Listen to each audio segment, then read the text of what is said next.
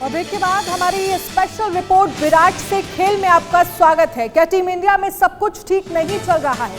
विराट कोहली जैसा अनुभवी खिलाड़ी आखिर इन दिनों क्यों उखड़ा उखड़ा सा है?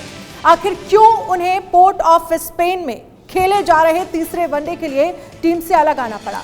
क्या ये उन्हें दूसरे वनडे मैच में ना खिलाने की टीस थी, या पहले वनडे में प्लेइंग 11 में होने के बावजूद उन्हें बल्लेबाजी में 7वें नंबर पर भी नहीं खिलाया गया और शार्दुल ठाकुर को 7वें नंबर पर बल्लेबाजी के लिए उतारा गया? क्या ये प्रयोगों के नाम पर सीनियर प्लेयर की अनदेखी नहीं है? इसी मुद्दे पर हमारी आज की एक खास पेशकश विराट से खेल। तो वहीं जाने माने क्रिकेट कमेंटेटर और पद्मश्री पुरस्कार से सम्मानित सुशील दोषी का क्या कुछ कहना है, सुनिए इस पर। मेरे ख्याल से टीम ने एक योजना बना रखी है। वो समझते हैं कि नए खिलाड़ियों को चुनना चाहिए और उनके प्रति देख लें कि वो किस तरह से खेल रहे हैं। उसके बाद क्योंकि वर्ल्ड कप आ रहा है उसके लिए प्रयोग करना चाह रहे हैं। हालांकि मैं इसके खिलाफ हूँ। मैं सोचता हूँ कि प्रयोग करने का वक्त अब बीत चुका है। केवल 2 ही महीने बचे हैं, वर्ल्ड कप सामने है। पहले हमने T20 में भी देखा था, प्रयोग करते रहे और ये हो गया कि वर्ल्ड कप सामने आ गया। तब एक जमी जमाई टीम आप खिला नहीं पाए। उस समय ये हुआ कि फिर आपको T20 का वर्ल्ड कप हारना पड़ा। उसका बड़ा सदमा रहा भारतीय क्रिकेट प्रेमियों को, और दुनिया भर में क्रिकेट प्रेमियों को लगा था कि भारत शायद T20 वर्ल्ड कप जीतेगा। अब फिर से 50-50 ओवर का वनडे क्रिकेट का वर्ल्ड कप आ गया है। तो यहाँ बहुत अच्छा मौका है, इसलिए कि भारतीय पिचों पर मैच खेले जा रहे हैं। भारतीय पिचों पर हमारे बल्लेबाज तो गरजते हैं। यहाँ गेंद न हवा में स्विंग होती है न सीम होती है, तो यहाँ पर स्पिनर्स को मदद मिलती है जो कि हमारी प्रमुख शक्ति है। तो ऐसे में एक टीम जमा कर खेलनी चाहिए। अब विराट कोहली इतने बड़े खिलाड़ी हैं, अब इनको तो सब जानते हैं कि ये तो खेलने ही वाले हैं। उनके फिटनेस सब जानते हैं, सबसे बेहतर है। चाहे फील्डिंग हो, कप्तानी हो, कुछ भी हो, वो अपना 100% झोंकते ही हैं। और हमको ये भी मालूम है कि जो रोहित शर्मा है भारतीय कप्तान, उनको ज़रूरत है रनों की। बीच में वो काफ़ी आउट ऑफ फॉर्म रहे, अभी फॉर्म में आए तो फिर उनको खिलाने की ज़रूरत थी। लेकिन इनको अगर आराम दिया जा रहा है और नए खिलाड़ियों को एकदम से भरपाई की जा रही है, तो मैं समझता हूँ 2 तरफा नुकसान हो रहा है। एक तो जमे जमाए खिलाड़ी को आप जो कि फॉर्म में हैं उनको फॉर्म से अलग कर रहे हैं, और दूसरी तरफ नए खिलाड़ी पर दबाव डाल रहे हैं। वो भी अच्छा प्रदर्शन नहीं कर पाता क्योंकि दबाव में है। अभी खेला तलवार लटकी हुई है, अभी खेला तो ठीक, अन्यथा बाहर कर दिया जाएगा। तो ये कोई अच्छी बात नहीं है भारतीय क्रिकेट के लिए। मैं समझता हूँ कि इससे अच्छा मौका फिर से विश्व कप जीतने का कभी मिलेगा नहीं। 1983 में जीते, 2011 में जीते, एक बार फिर से हमारे घर में विश्व कप हो रहा है। घरेलू दर्शकों की आपको पूरा समर्थन है, और साथ ही यहाँ के पिचेस इतने अच्छे हैं, भारतीय खिलाड़ियों के लायक हैं। स्पिनर्स यहाँ पर मददगार होंगे, हमारे स्पिनर्स सर्वश्रेष्ठ हैं। ये तमाम चीज़ें हमारे साथ, लेकिन फिर ये जोड़ तोड़ और काट छाँट और जिस तरह से टीमों को कुचला और कतराया जा रहा है, मेरे ख्याल से ये भारतीय क्रिकेट के हित में नहीं। एक जमी जमाई टीम जितनी जल्दी हो, जिसमें विराट और रोहित की भूमिका प्रमुख हो। अब उन्हें रनों के बीच में होने की ज़रूरत है, रनों से अलग रहने की ज़रूरत नहीं है। इससे भारतीय क्रिकेट का कुछ भला होने वाला नहीं है। नहीं, वो ये सोच रहे हैं नए खिलाड़ियों को कुछ मौका दिया जाए। अब लॉन्ग टर्म प्लान क्या? अब लॉन्ग टर्म बचाई कहाँ है? लॉन्ग टर्म तो उसको कहते हैं कि 2 साल बाद क्या होगा। ये तो शॉर्ट टर्म पॉलिसी होनी चाहिए यहाँ पर कि विश्व कप सामने है, एशिया कप सामने है, एशिया कप जीतना है। एशिया कप जीतेंगे तो आपको लगेगा कि आप में वो आत्मविश्वास है कि आप विश्व कप भी जीत सकते हैं। तो एशिया कप जीत कर पहले दिखाइए, वो तब जीतेंगे। एक जमी जमाई टीम खेलेगी, उसमें काट छाँट करेंगे तो एशिया कप में अगर हार गए, आज वेस्ट इंडीज़ जैसी टीम थी जो पीटी पिटाई टीम है, दुनिया वो उस ढोल की तरह हो गई। वेस्ट इंडीज़ की टीम जो आता है उसे बजा कर चला जाता। तो इसी टीम के खिलाफ आप पराजित हो गए, तो ये कोई अच्छे लक्षण नहीं है कि एक दिवसीय क्रिकेट के वर्ल्ड कप के ठीक पहले आप मामूली टीमों से हार जाएं जिन्हें दुनिया पीट रही। तो मेरे ख्याल से ये भारतीय क्रिकेट के ये लॉन्ग टर्म रहा ही कहाँ। मैं यही तो कह रहा हूँ, वो लॉन्ग टर्म की बात कर रहे हैं राहुल द्रविड़, लॉन्ग टर्म रहा ही कहाँ। शॉर्ट टर्म की बात है, सामने एशिया कप है, सामने विश्व कप है। लॉन्ग टर्म तो तब कहा जाता है कि 2 साल बाद क्या करना है। तो इस पर चर्चा करने के लिए हमारे साथ खास मेहमान आगे जुड़ेंगे, लेकिन इस वक्त मनोज जोशी, एडिटर स्पोर्ट्स, हमारे साथ स्टूडियो में मौजूद हैं। मनोज जोशी, जिस तरह से ये फैसला लिया गया, विराट कोहली को हमने देखा फर्स्ट डे उनका नंबर नहीं आया, सेकंड डे उन्हें खिलाया नहीं गया, और आज तीसरा डे का मैच है। क्या सीनियर खिलाड़ियों को नज़रअंदाज किया जा रहा है? और अगर नज़रअंदाज किया जा रहा है तो ये प्रयोग जो है वो कहीं ना कहीं फेल हो रहा है, क्योंकि सेकंड डे का परफॉर्मेंस हमने देखा टीम इंडिया का। दरअसल हुआ ये है कि श्रेयस अय्यर हमारे फिट नहीं हैं, केएल राहुल फिट नहीं है, जसप्रीत बुमराह अभी अभी फिट हुए हैं, उनको जो है आयरलैंड दौरे के लिए चुन लिया गया, प्रसिद्ध कृष्णा को चुन लिया गया। लेकिन अब सवाल सबसे बड़ा उठता ये है कि जो हमारा मिडिल ऑर्डर है वो बहुत वीक है, कमज़ोर है, तो क्या इसकी भरपाई कैसे होगी। संजू सैमसन को मौका दिया गया, सूर्य कुमार यादव को मौका दिया गया। अब सवाल उठता है कि इन सब खिलाड़ियों को अगर मौका दिया गया है तो आपको जो टीम के सीनियर प्लेयर्स हैं उनको विश्वास में लेना चाहिए था। कोच जो है टीम प्रबंधन का एक बहुत बड़ी कड़ी होता है, वो कप्तान के साथ और साथ जो सीनियर प्लेयर्स हैं उनके साथ इस तरह का कोऑर्डिनेशन उसको बना के रखना चाहिए था। मुझे लगता है वो कहीं ना कहीं लैक कर रहा है, उसकी एक कमी साफ तौर पर झलक रही है।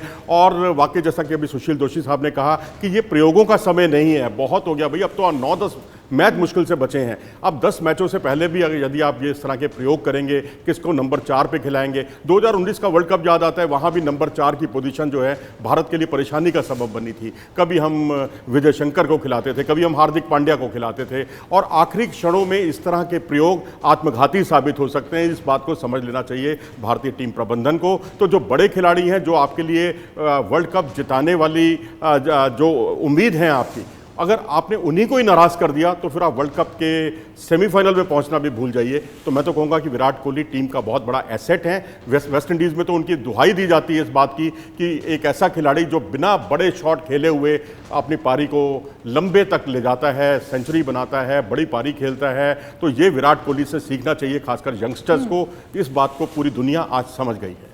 लेकिन मनोज जी, ऐसे समय में ये एक्सपेरिमेंट करना टीम इंडिया के लिए कितना ठीक है, जब एशिया कप है, उसके बाद वर्ल्ड कप है, और ऐसे समय में विराट कोहली और रोहित शर्मा को रेस्ट देना, क्या आने वाले समय में टीम इंडिया के लिए ये ठीक संकेत देखने को मिल रहे हैं?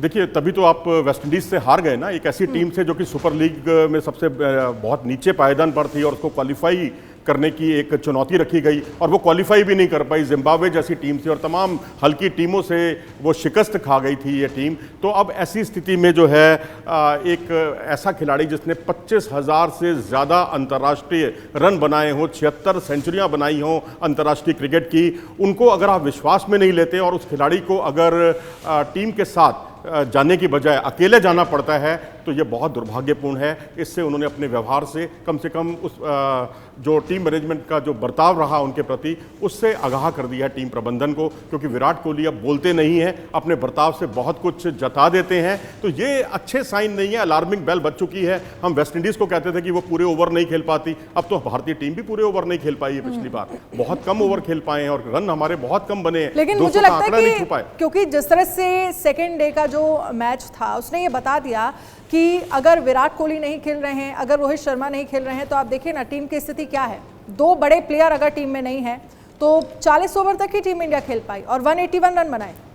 बिल्कुल, और ये आप एक्सपोज हो गए, ये मानना पड़ेगा कि आप पूरी तरह से एक्सपोज हो गए। आप कुछ एक खिलाड़ियों पर निर्भर हैं। तो युवा खिलाड़ी होते हैं, आप बहुत टैलेंटेड होते हैं, इसमें कोई दो राय नहीं। हम उनका उपहास नहीं कर रहे हैं। और with due regards to him, to them, मैं यही कहूँगा कि जो युवा खिलाड़ी हैं उनको आप लॉन्ग टर्म के लिए आप सोचिएगा। और अभी वर्ल्ड कप के लिए जो आपके पास प्रोमिनेंट प्लेयर्स हैं उन्हीं पर आप भरोसा कीजिए। और वैसे भी जो मेडिकल रिपोर्ट आई है एनसीए की, वो कोई ख़राब नहीं है। वो एक एहतियात के तौर पर अभी उनको आयरलैंड दौरे के लिए नहीं चुना गया केएल राहुल को, और ना ही श्रेयस अय्यर को। वो पूरी तरह से भले चंगे हैं, ठीक हैं। और श्रेयस अय्यर ने जो डोमेस्टिक क्रिकेट में, खासकर डोमेस्टिक क्रिकेट ही नहीं बल्कि भारत में होने वाले जो अंतर्राष्ट्रीय मुकाबले हैं, वहाँ उन्होंने बहुत शानदार प्रदर्शन किया। भारत की वो बहुत बड़ी उम्मीद है। नंबर 5 पर आपके पास मौजूद हैं केएल राहुल। तो ऐसी स्थिति में इस तरह के प्रयोग करने का कोई मतलब नहीं है। आप सूर्य कुमार यादव को 24 मैच खिला चुके हैं, अंतर्राष्ट्रीय मैच, वनडे के, और उसमें केवल 2 उनकी हाफ सेंचुरी हैं। क्योंकि हर गेंद को चौके छक्के के लिए उड़ाना वनडे क्रिकेट का फलसफा नहीं है। ये बात एकदम क्लियर हो गई है। विराट कोहली इसका और मुझे लगता है कि इस मैच से ये भी साफ हो गया है कि विराट कोहली और रोहित शर्मा को नजरअंदाज करना टीम इंडिया को भारी पड़ा है। और सवाल ये भी है कि अगर खिलाना नहीं था तो फिर लेकर क्यों गए, और अगर कुछ नए प्रयोग करने थे तो नए चेहरों को ले जाना चाहिए था। तो आपको स्थिति पता चलती कि आने वाले वर्ल्ड कप के लिए, एशिया कप के लिए टीम की क्या स्थिति है, क्या कंडीशन है। मेरे ख्याल से अब बहुत देर हो चुकी है। अब उसके लिए युवा खिलाड़ियों पर निर्भरता बहुत ठीक नहीं है। ठीक है, वेस्ट इंडीज़ का दौरा था, आपकी दूसरा अगर पक्ष देखें, तस्वीर का दूसरा पक्ष जो आप कह रही हैं, क्योंकि अभी एशिया कप आना है और एशिया कप के लिए आप तरोताज़ा हो सकते थे, आपको यहाँ रेस्ट दिया जा सकता था, क्योंकि वेस्ट इंडीज़ से आप कुछ भी हासिल नहीं कर सकते। वेस्ट इंडीज़ के खिलाफ लंबी पारियां आप खेल लीजिए, उनका अटैक भी मुकम्मल अटैक नहीं है। हाँ, स्पिन बॉलिंग उनकी ज़रूर अच्छी है, काफ़ी सुधार आया है उसमें, लेकिन अगर आपको अभ्यास ही करना है, वर्ल्ड कप तक की तैयारी ही आपका मेन मकसद है, तो फिर टॉस जीतकर भैया आपने फील्डिंग क्यों चुनी? पहले आपको टॉस जीतकर पहले बैटिंग चुननी चाहिए थी पहले मैच में, जिसमें विराट कोहली का भी नंबर आता, रोहित शर्मा का भी नंबर आता और पूरी भारतीय क्रिकेट टीम को बल्लेबाजी का मुकम्मल अभ्यास मिल पाता। लेकिन हमने इन सब चीज़ों में हमारी कैलकुलेशन भी गड़बड़ाई। मुझे लगता है कई बार तो ये भी लगता है कि सेलेक्टर्स और टीम मैनेजमेंट ही नहीं, बल्कि कोच और जो कप्तान है वो भी कई बार मुझे लगता है एक पेज पर नहीं है। और अब तो मैं देख रहा हूं कि विराट कोहली में और रोहित शर्मा में काफ़ी अच्छी ट्यूनिंग बन गई है, और अब तो जब सब लोग चले जाते हैं तब भी वो लंबे समय तक एक दूसरे की खामियों के बारे में बातचीत करते हैं, उनको राय देते हैं, मशवरा देते हैं। ये बहुत अच्छा साइन है। तो ऐसे खिलाड़ी को मुख्य धारा में ही रखना चाहिए, मेन स्ट्रीम में रखना चाहिए। यदि आप कोई प्रयोग करना चाहते हैं तो उनको विश्वास में लीजिए। बिल्कुल, क्योंकि अगर किसी तरह का कोई एक्सपेरिमेंट वाकई करना चाहते हैं तो भरोसा कहीं ना कहीं विराट कोहली पर ही जताना होगा, ये साफ हो गया है। लेकिन मनोज जी, एक चीज़ और आपसे मैं समझना चाहूँगी, अगर हम बैटिंग ऑर्डर की बात करें और पूरे प्लेइंग ऑर्डर को लेकर अगर आपसे समझना चाहें, क्योंकि फर्स्ट डे हमने देखा 7 नंबर पर भी विराट कोहली को मैदान पर नहीं उतारा गया, तो कहीं ना कहीं उसमें भी आपको कोई कमी नजर आती है? बिल्कुल जी, कोई मतलब नहीं है। शार्दुल ठाकुर उनसे पहले बल्लेबाजी करने के लिए आ रहे हैं, जो मूलतः गेंदबाज हैं, बॉलिंग ऑलराउंडर हैं, बैटिंग थोड़ी बहुत कर लेते हैं। विराट कोहली को अगर वहाँ भी आपको नहीं खिलाना है तो फिर आप उनको लेकर ही क्यों गए हैं? इस तरह की फजीहत कोई भी खिलाड़ी, किसी को भी बुरा लगेगा। कितनी ख़राब बात है, कितनी अनफॉर्चुनेट चीज़ है कि टीम पूरी चली गई और वो वहाँ उनको कोई काम नहीं है बारबाडोस में, या ये कहिए कि वहाँ पर वो रुके रहे। और उसके बाद एक 2-3 चीज़ें कुछ और भी हुई हैं इस पूरे घटनाक्रम में, जिससे ये समस्या और ज़्यादा बढ़ गई। क्योंकि जिस तरह से पोर्ट ऑफ स्पेन और बारबाडोस में तकरीबन 1 घंटे की फ़्लाइट है, 1 घंटा 13 मिनट की, वहाँ वो पहुँचे और वो फ्लाइट रात को पहुँची। टेस्ट मैच जब 25 को ख़त्म हुआ, उसके बाद 6 घंटे तक खिलाड़ियों का समय बर्बाद हुआ, पूरी रात भर वो जगे एयरपोर्ट पर। इससे भी विराट कोहली विचलित थे बहुत, और उन्होंने बीसीसीआई को एक लिखित कंप्लेंट की है। ये हम आपको जानकारी बिल्कुल अपने विश्वस्त सूत्रों के हिसाब से बता रहे हैं कि एक अच्छी, जैसे कहते हैं, बीसीसीआई के सूत्रों से ही ये बात हमें पता चली है। और लेकिन अब बीसीसीआई ने ये भी स्पष्ट कर दिया है कि विराट कोहली उपलब्ध हैं, इस मैच के लिए उपलब्ध हैं, क्योंकि अभी तक खबरें ये आ रही थी कि वो उपलब्ध नहीं है, शायद वो तीसरा मैच नहीं खेलेंगे। तो अब से कुछ ही देर में इसका भी क्लियर हो जाएगा। तो मनोज जी, आपको क्या लग रहा है, क्या आज विराट कोहली मैदान में नजर आएंगे? क्योंकि जिस तरह से रिटन में क्योंकि कंप्लेंट विराट की तरफ से बीसीसीआई को की गई, और बीसीसीआई भी कहीं ना कहीं इसको लेकर अब एक्टिव नजर आ रहा है और एक्शन में भी नजर आ रहा है, तो क्या आज को लेकर उम्मीदें क्या जो है उनके फैंस जताएं? क्या विराट आज मैदान में नजर आएंगे?